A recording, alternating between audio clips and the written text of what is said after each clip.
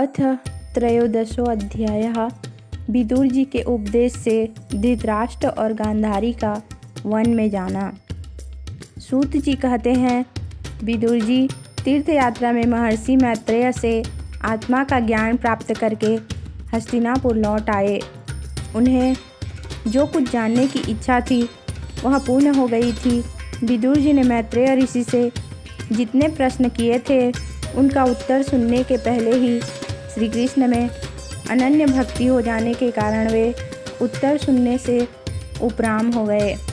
शौनक जी अपने चाचा विदुर जी को आया देख धर्मराज युधिष्ठिर, उनके चारों भाई धृतराष्ट्र, युयुत्सु, संजय, कृपाचार्य, कुंती, गांधारी, द्रौपदी, सुभद्रा, उत्तरा, कृपि तथा पांडव परिवार के अन्य सभी नर नारी और अपने पुत्रों सहित दूसरी स्त्रियां सबके सब बड़ी प्रसन्नता से मानो मृत शरीर में प्राण आ गया हो ऐसा अनुभव करते हुए उनकी अगवानी के लिए सामने गए। यथा योग्य आलिंगन और प्रणाम आदि के द्वारा सब उनसे मिले और विरह जनित उत्कंठा से कातर होकर सब ने प्रेम के आंसू बहाए। युधिष्ठिर ने आसन पर बैठाकर उनका यथोचित सत्कार किया।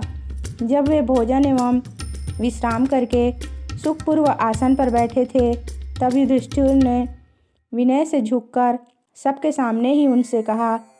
युधिष्ठिर ने कहा, चाचा जी, जैसे पक्षी अपने अंडों को पंखों की छाया के नीचे रखकर उन्हें सेते और बढ़ाते हैं, वैसे ही आपने अत्यंत वात्सल्य से अपने कर कमलों की छत्र छाया में हम लोगों को पाला पोसा है।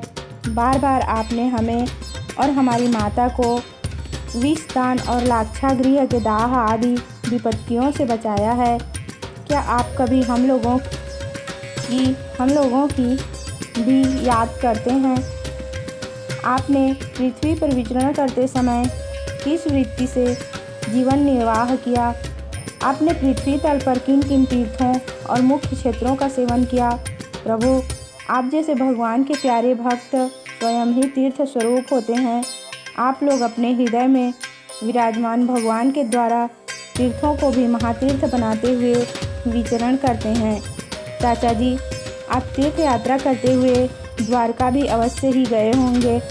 वहाँ हमारे सुहृद एवं भाई बंधु यादव लोग, जिनके एकमात्र आराध्य देव श्री कृष्ण हैं, अपनी नगरी में सुख तो हैं न? आपने यदि जाकर देखा नहीं होगा तो सुना तो अवश्य ही होगा। युधिष्ठिर के इस प्रकार पूछने पर विदुर जी ने तीर्थों और यदुवंशियों के संबंध में जो कुछ देखा, सुना और अनुभव किया था सब क्रम से बतला दिया। केवल यदुवंश के विनाश की बात नहीं कही। करुण हृदय विदुर जी पांडवों को दुखी नहीं देख सकते थे, इसलिए उन्होंने यह अप्रिय एवं असहा घटना पांडवों को नहीं सुनाई, क्योंकि वह तो स्वयं ही प्रकट होने वाली थी। पांडव विदुर जी का देवता के समान सेवा सत्कार करते थे। वे कुछ दिनों तक अपने बड़े भाई धृतराष्ट्र की कल्याण कामना से सब लोगों को प्रसन्न करते हुए सुखपूर्वक हस्तिनापुर में ही रहे।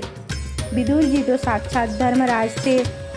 मांडव्य ऋषि के शाप से 100 वर्ष के लिए शूद्र बन गए थे।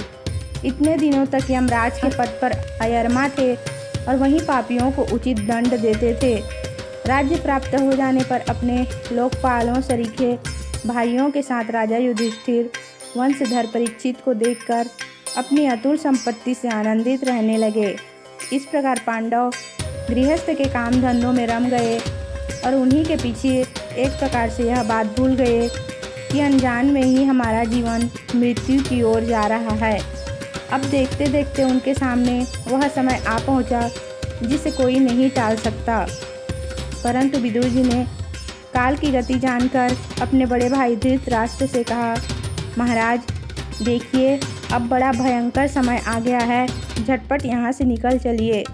हम सब लोगों के सिर पर वह सर्वसमर्थ काल मंडराने लगा है, जिसके टालने का कहीं भी कोई उपाय नहीं है। काल के वशीभूत होकर जीवन का अपने प्रियतम प्राणों से भी बात की बात में वियोग हो जाता है। फिर धन जन आदि दूसरी वस्तुओं की तो बात ही क्या है। आपके चाचा, ताऊ, भाई, सगे संबंधी और पुत्र सभी मारे गए।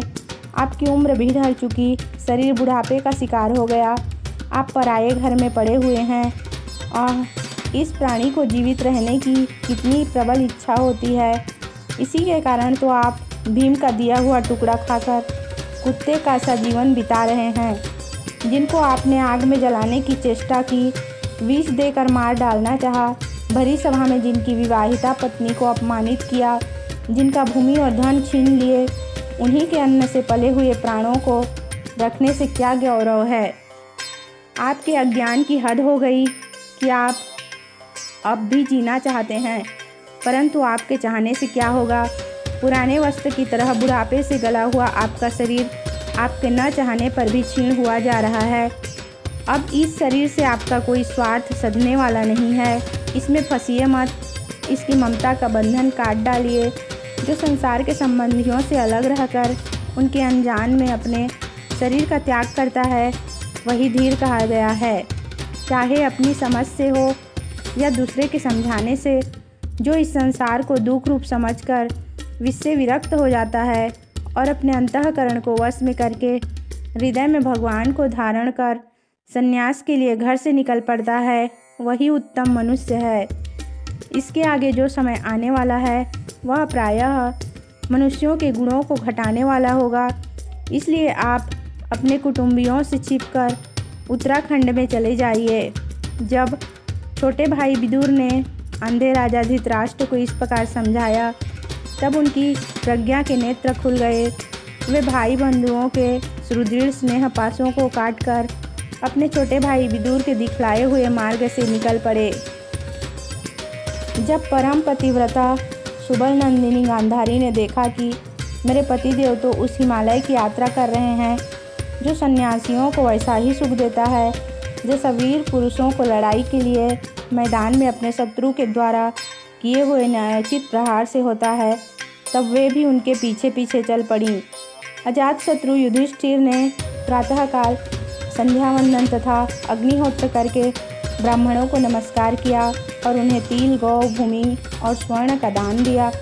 इसके बाद जब वे गुरुजनों की चरण वंदना के लिए राजमहल में गए, तब उन्हें धृतराष्ट्र, विदुर तथा गांधारी के दर्शन नहीं हुए। युधिष्ठिर ने उद्विग्न चित्त होकर वहीं बैठे हुए संजय से पूछा, संजय, मेरे वे वृद्ध और नेत्रहीन पिता धृतराष्ट्र कहाँ हैं? पुत्र शोक से पीड़ित दुखिया माता गांधारी और मेरे परम हितैषी चाचा विदुर जी कहाँ चले गए? ताऊ जी अपने पुत्रों और बंधु बांधवों के मारे जाने से दुखी थे। मैं बड़ा मंद बुद्धि हूँ, कहीं मुझसे किसी अपराध की आशंका करके वे माता गांधारी सहित गंगा जी में तो नहीं कूद पड़े। जब हमारे पिता पांडु की मृत्यु हो गई थी और हम लोग नन्हे नन्हे बच्चे थे, तब इन्हीं दोनों चाचाओं ने बड़े बड़े दुखों से हमें बचाया था।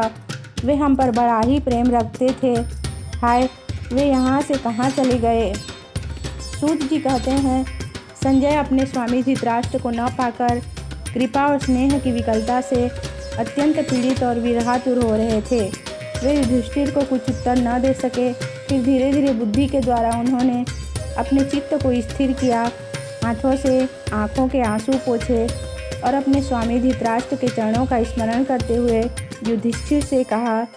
संजय बोले, कुलनंदन, मुझे आपके दोनों चाचा और गांधारी के संकल्प का कुछ भी पता नहीं है। महाबाहो, मुझे तो उन महात्माओं ने ठग लिया। संजय इस प्रकार कह ही रहे थे कि तुमरुका के साथ देवर्षि नारद जी वहां आ पहुँचे। महाराज युधिष्ठिर ने भाइयों सहित उठकर उन्हें प्रणाम किया और उनका सम्मान करते हुए बोले। युधिष्ठिर ने कहा, भगवान, मुझे अपने दोनों चाचाओं का पता नहीं लग रहा है। न जाने वे दोनों और पुत्र शोक से व्याकुल तपस्विनी माता गांधारी यहाँ से कहाँ चले गए। भगवान, अपार समुद्र में कर्णधार के समान आप ही हमारे पारदर्शक हैं। तब भगवान के परम भक्त भगवानमय देवर्षि नारद ने कहा, धर्मराज, तुम किसी के लिए शोक मत करो, क्योंकि यह सारा जगत ईश्वर के वश में है। सारे लोक और लोकपाल विवश होकर ईश्वर की ही आज्ञा का पालन कर रहे हैं। वही एक प्राणी को दूसरे से मिलाता है और वही उन्हें अलग करता है। जैसे बैल बड़ी रस्सी में बंधे और छोटी रस्सी से नथे रहकर अपने स्वामी का भार ढोते हैं, उसी प्रकार मनुष्य भी वर्णाश्रम आदि अनेक प्रकार के नामों से वेद रूप रस्सी में बंधकर ईश्वर की ही आज्ञा का अनुसरण करते हैं। जैसे संसार में खिलाड़ी की इच्छा से ही खिलौनों का संयोग और वियोग होता है, वैसे ही भगवान की इच्छा से ही मनुष्यों का मिलना भी छोड़ना होता है। तुम लोगों को जीव रूप से नित्य मानो या देह रूप से अनित्य अथवा जड़ रूप से अनित्य और चेतन रूप से नित्य अथवा शुद्ध ब्रह्म रूप में नित्य अनित्य कुछ भी न मानो, किसी भी अवस्था में मोहजन्य आसक्ति के अतिरिक्त वे शोक करने योग्य नहीं हैं। इसलिए धर्मराज, वे दीन दुखी चाचा चाची असहाय अवस्था में मेरे बिना कैसे रहेंगे? इस अज्ञानजन्य मन की विकलता को छोड़ दो। यह पंच भौतिक शरीर काल, कर्म और गुणों के वश में है। अजगर के मुंह में पड़े हुए पुरुष के समान यह पराधीन शरीर दूसरों की रक्षा ही क्या कर सकता है? हाथ वालों के बिना हाथ वाले, चार पैर वाले पशुओं के बिना पैर वाले, तृणादि और उनमें भी बड़े जीवों के छोटे जीव आहार हैं। इस प्रकार एक जीव दूसरे जीव के जीवन का कारण हो रहा है। इन समस्त रूपों में जीवों के बाहर और भीतर वही एक स्वयं प्रकाश भगवान, जो संपूर्ण आत्माओं के आत्मा हैं, माया के द्वारा अनेकों प्रकार से प्रकट हो रहे हैं। तुम केवल उन्हीं को देखो। महाराज, समस्त प्राणियों को जीवन दान देने वाला वे ही भगवान इस समय पृथ्वी तल पर देवद्रोहियों का नाश करने के लिए काल रूप से अवतीर्ण हुए हैं। अब वे देवताओं का कार्य पूरा कर चुके हैं। थोड़ा सा काम और शेष है, उसी के लिए वे रुके हुए हैं। जब तक वे प्रभु यहाँ हैं, तब तक तुम लोग भी उनकी प्रतीक्षा करते रहो। धर्मराज, हिमालय के दक्षिण भाग में जहाँ सप्तर्षियों की प्रसन्नता के लिए गंगा जी ने अलग अलग 7 धाराओं के रूप में अपने को 7 भागों में विभक्त कर दिया है, जिसे सप्त स्रोत कहते हैं, वहीं ऋषियों के आश्रम पर धृतराष्ट्र अपनी पत्नी गंधारी और विदुर के साथ गए हैं। वहाँ वे विकाल स्नान और विधिपूर्वक अग्निहोत्र करते हैं। अब उन्हें उनके चित्त में किसी प्रकार की कामना नहीं है। वे केवल जल पीकर शांत चित्त से निवास करते हैं। आसन जीतकर प्राणों को वश में करके उन्होंने अपनी 6 इंद्रियों को विषयों से लौटा लिया है। भगवान की धारणा से उनके तमोगुण, रजोगुण और सत्वगुण के मल नष्ट हो चुके हैं। उन्होंने अहंकार को बुद्धि के साथ जोड़कर और उसे क्षेत्रज्ञ आत्मा में लीन करके उसे भी महाकाश में घटाकाश के समान सर्वाधिष्ठान ब्रह्म में एक कर दिया है। उन्होंने अपनी समस्त इंद्रियों और मन को रोककर समस्त विषयों को बाहर से ही लौटा दिया है और माया के गुणों से होने वाले परिणामों को सर्वथा मिटा दिया है। समस्त कर्मों का संन्यास करके वे इस समय फूट की तरह स्थिर होकर बैठे हुए हैं। अतः तुम उनके मार्ग में विघ्न रूप मत बनना। धर्मराज, आज से 5वें दिन वे अपने शरीर का परित्याग कर देंगे और वह जलकर भस्म हो जाएगा। ग्राह पत्यादि अग्नियों के द्वारा पर्णकुटी के साथ अपने पति के मृत देह को जलते देखकर बाहर खड़ी हुई साध्वी गांधारी भी पति का अनुगमन करती हुई उसी आग में प्रवेश कर जाएंगी। धर्मराज विदुर जी अपने भाई का आश्चर्यमय मोक्ष देखकर हर्षित और वियोग देखकर दुखित होते हुए वहाँ से तीर्थ सेवन के लिए चले जाएंगे। देवर्षि नारद यूँ कहकर तुमरूप के साथ स्वर्ग को चले गए। धर्मराज युधिष्ठिर ने उनके उपदेशों को हृदय में धारण करके शोक को त्याग दिया। जय श्री कृष्ण।